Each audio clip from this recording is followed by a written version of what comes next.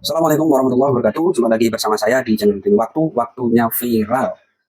Kali ini ada yang sedang viral teman-teman berkaitan dengan Raja Ampat yang mana hari ini betul-betul rusak dan tidak indah seperti yang. Nah, setelah ramai kemudian Bapak Bahlil klaim dan mengatakan bahwa untuk melarang itu tidak seterusnya. Nah, ini kan persoalan. Bahkan setelah anak buah Bahlil klaim tambang nikel di Raja Ampat itu tidak ada masalah, kata mereka. Seperti apa videonya? Kita saksikan bersama-sama. Dan juga respon masyarakat, respon netizen sangat tajam mempersoalkan Raja Ampat ini yang ditambang dan keindahannya itu akan purna dan hilang di Raja Ampat. Seperti apa videonya? Yuk kita saksikan bersama-sama. Melarang itu bukan seterusnya ya. Iya. Untuk untuk sementara kegiatan produksinya di stop dulu sampai menunggu hasil peninjauan verifikasi dari tim saya. Ya. Sekarang saya berada di Kepulauan Raja Ampat mewakili anak bangsa Indonesia. Lihatlah, sudah serusak ini tanah di Raja Ampat akibat keegoisan pemerintah Indonesia, teman-teman. Ini baru sebentar loh ditambang, udah serusak ini. Apa kabar kalau dilanjutin, ya Allah? Tolong hentikan secara permanen tambang nikel di Raja Ampat. Tolong, Raja Ampat itu bukan tanah kosong. Semena-menanya pakai tambang di sini. Ini tuh surga dunia, bukan surganya investor asing. Udah gila kali. Stop nggak tambangnya? Stop! Ayo semuanya kita selamatkan Raja Ampat dan share video ini sebanyak-banyaknya. Komen save Raja Ampat ya teman-teman. Save Raja Ampat. Saya sebagai orang yang pernah menjelajah Indonesia, hampir 600 pulau di seluruh Indonesia, dan Papua adalah salah satu pulau yang pernah saya jelajah. Saya memohon dengan sangat kepada Bapak Prabowo mewakilkan diri saya pribadi ya, dan aspirasi dari masyarakat Papua. Tolong ditinjau kembali kebijakan untuk pengolahan nikel di Papua, tapi tanah kehidupan. Ada kisah pilu di negeri yang katanya alamnya indah subur bagai tanah surga, tapi dirusak segelintir manusia yang rakus dan serakah demi kepentingannya. Ayo sama-sama sebutkan fakta-fakta yang sudah biasa ada di negeri Konoha. Ayo sama-sama sebutkan fakta-fakta yang sudah biasa ada di negeri Konoha. Kekayaan alam harusnya kita rawat, tapi pembalakan kok malah makin giat. Dulu hutan lebat, kini makin dibabat demi tambang yang cuma nguntungin konglomerat. Ayo sama-sama sebutkan fakta-fakta yang sudah biasa ada di negeri Konoha. Ayo sama-sama sebutkan fakta-fakta yang sudah biasa ada di negeri Konoha. Save Raja Ampat. Saya Raja Ampat. Ada laporan apa hari ini? Timnas menang bang 1-0. Udah pasti tuh, udah aku tebak 1-0. Kalau kau mau ngelapor apa? Mau ngasih daging bang, hari haji. Oh iya, dapat juga aku. Kasih ya. Ini kau dari tadi kenapa? Kok sedih kali muka kau? Raja Ampat bang. Ah, kenapa Raja Ampat? Cantik, kok sedih kau? Abang tengok kondisinya sekarang.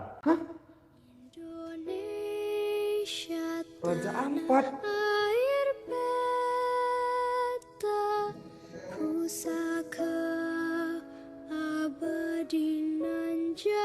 Kita nggak bisa tinggal diam. Kita harus bersuara. Save Raja Ampat. Kami dari masyarakat yang bukan siapa-siapa ingin menyuarakan. Save Raja Ampat. Sana yuk bang. Ngapain kita jalan? Enggak, ikut tambang ya lumayan duit itu. Masalah Raja Ampat. Jadi kemarin gue sempat posting sebuah cuplikan video tepatnya di TikTok, di mana video aslinya gue posting di YouTube yang gue ngecap sepanjang 6 menit tepatnya. Masalah apa yang terjadi di Raja Ampat dan bagaimana sih respon gue sebenarnya tentang apa yang terjadi di Raja Ampat. Daripada cuplikan video yang gue posting itu, banyak banget gue nerima komen kayak, kenapa sih lu kok kayak nyalahin Bu Megawati tentang apa yang terjadi di Raja Ampat itu? Padahal nih ya, konteksnya kalau ngelihat secara penuh videonya itu, gue nggak nyalain siapa-siapa tentang apa yang terjadi di Raja Ampat. Gue justru di sini mengklirkan supaya nggak ada yang nyalah-nyalahin. Nih ya, banyak daripada masyarakat Indonesia yang langsung termakan dan berpikir bahwa apa yang terjadi di Raja Ampat saat ini itu adalah kebijakan dari pemerintahannya Pak Prabowo. Sehingga gue ngajak balik ngelihat sejarah yang ada. Di tahun 98 itu PT Gag Nikel, di mana perusahaan ini adalah perusahaan yang melakukan pertambangan di Pulau Gag, Raja Ampat. itu menandatangani kontrak kerjasama dengan pemerintahannya Pak Soeharto. Yang harus dipahami pada saat itu PT Gang Nikel itu masih adalah perusahaan asing, 75% sahamnya masih dipegang oleh perusahaan Australia. Dan tahun 99 itu Presiden Gus Dur menentukan bahwa lingkungan atau daerah di Raja Ampat itu adalah menjadi daerah konservasi atau daerah hutan lindung. Sehingga itu nggak boleh dilakukan pertambangan. Sehingga ini ada kendala lah antara kontrak yang udah terlanjur ditandatangani dan dengan masalah status hutan lindung itu. Dari situ operasi penambangannya dihentikan sementara. Dan di 2004, yang gue sayangkan, memang gue menyayangkan hal ini terjadi gitu loh. Di 2004 ada sebuah kepres yang istilahnya yang dikeluarkan lah pemerintahnya Bu Megawati, itu menyatakan bahwa memberikan dispensasi terhadap penambangan di hutan lindung. Ya, buat gue gini loh, itu kan udah dinyatakan sebagai hutan lindung. Kenapa sih harus diberikan dispensasi? Ya, katakanlah kalau misalnya kita bicara tentang ada kontrak kerjasama dengan perusahaan asing atau secara internasional, masa nggak bisa cari solusi lain gitu ya? Dan akhirnya nih, kalau kita lanjut lagi nih ya, yang ada gue nggak ngomong di video bahwa di tahun 2008, PT Gang Nikel ini akhirnya diakuisisi oleh BUMN, PT Antam. Dan itu udah jadi full punyanya Indonesia. Di tahun 2004 sampai 2014 pemerintahnya Pak SBY itu selain pengakuisisian PT Gang Nikel itu nggak ada lagi. Di 2014 itu AMDAL daripada pertambangan itu nongol ya. Terus lanjut sampai di 2017 itu ada izin yang diberikan Kementerian ESDM pada saat itu, dan Menteri ESDM-nya saat itu adalah Pak Ignatius Jonan yang memberikan akhirnya izin usaha penambangan di sana, IUP-nya. Nah, jadi dari situ, itu gue ngomongin itu. Jadi sebenarnya gue nggak nyalahin siapa dan siapa, itu udah apa yang terjadi di masa lalu gitu.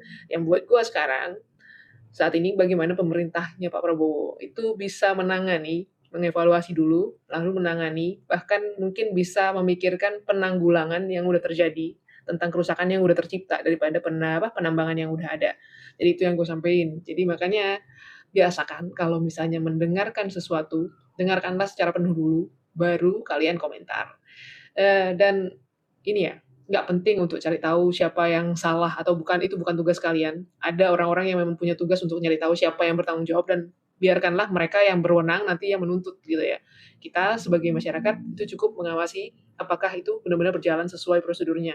Dan bagaimana ke depannya pemerintahannya Pak Prabowo ini bisa mengatasi seperti yang gue bilang tadi, apa yang terjadi di sana, dan mungkin bahkan bisa mengalihkan masalah pertumbuhan ekonomi lokal di sana dengan ekowisata, perikanan, bahkan juga konservasi laut di sana gitu loh ya. Jadi balik lagi, nggak usah saling nyalahin pemerintahan ini, pemerintahan itu, sampai ada yang bikin video konyol, nyoblos kertas, akhirnya merusak Raja Ampat gitu kan ya. Mau siapapun presidennya yang terpilih kemarin, mau mungkin Pak Anies, mau Pak Prabowo, mau Pak Ganjar, apa yang udah terjadi itu nggak bakal pernah bisa diulang kembali gitu ya. Dan itu tiba-tiba hilang, kasusnya nggak bisa. Jadi ayolah kita bijak sebagai masyarakat. Kalau ada orang ngomong, dengerin dulu sepenuhnya, baru ambil penilaian. Jangan langsung asal ngambil penilaian tanpa melihat secara penuh. Sehingga daripada itu, kalian akan punya asumsi yang tidak sesuai dengan kenyataannya. Dan sekali lagi, kesalahan yang udah tertulis itu nggak akan pernah bisa terhapus. Tapi bagaimana caranya menghentikan kesalahan itu dan tidak mengulangi kesalahan yang sama, yang itu yang harus kita kawal pemerintahan Pak Prabowo ke depannya. Paham kan? Kita sudah menyaksikan bersama-sama seperti apa pendapat Bapak Bahlil saat beliau datang ke Papua ke Raja Ampat, mengatakan ya karena banyak masyarakat meminta tolong untuk ditutup, izinnya segera dicabut. Tapi beliau mengatakan untuk menutup itu tidak harus selamanya. Nah ini kan persoalan.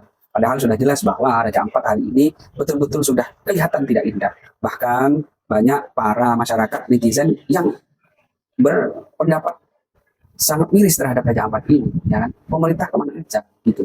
Ya kita perlu tahu. Nanti saya tunjukkan bahwa tadi saya di awal menyampaikan anak buah Bahlil klaim tambang nikel di Raja Ampat, tak ada masalah. Nah, ini Kementerian Energi ESDM mengklaim tidak ditemukan masalah di lokasi tambang nikel di Pulau Kabupaten Raja Ampat. Hal ini diungkapkan oleh Direktur Jenderal Mineral dan Batubara Kementerian ESDM Tri Winarno usai mendampingi Menteri ESDM itu, yaitu Bapak Bahlil Lahadalia, mengecek langsung lokasi tambang nikel yang dikelola PT Gang Nikel. Ini kan persoalan teman-teman, bahwa betul-betul mereka ini merusak alam, merusak keindahan Raja Ampat. yang mana itu bisa dinikmati oleh wisatawan seluruh dunia. Adapun kunjungan tersebut dilakukan untuk melihat situasi operasi tambang dan menindaklanjuti keresahan publik atas dampak pertambangan terhadap kawasan wisata di Raja Ampat. Mereka mengatakan tidak ada masalah, tidak ada persoalan. Itu bagi mereka karena memang menghasilkan banyak uang, miliaran uang luar biasa yang masuk ke kantong-kantong mereka.